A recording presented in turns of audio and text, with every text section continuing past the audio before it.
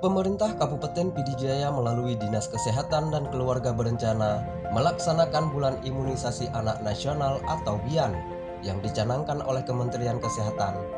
Targetnya, 39.000 lebih anak bakal mendapatkan imunisasi se-Kabupaten Pd Jaya.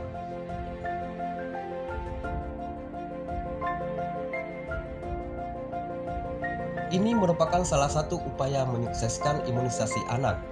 Perlu gerakan dan partisipasi bersama, mulai dari Forkopimda, Dinas Kesehatan, fasilitas kesehatan, dan bantuan dari organisasi profesi, serta tim penggerak PKK dan organisasi keagamaan.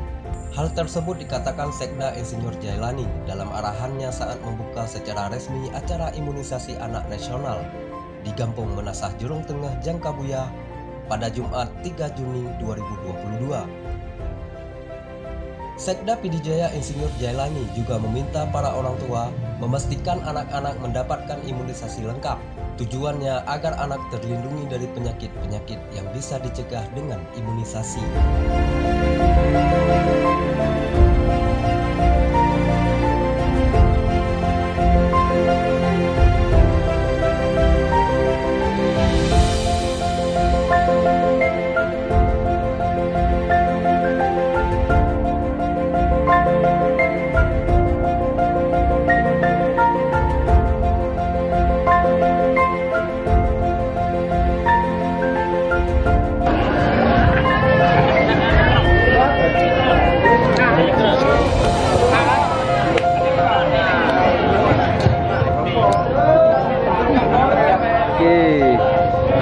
Ibu.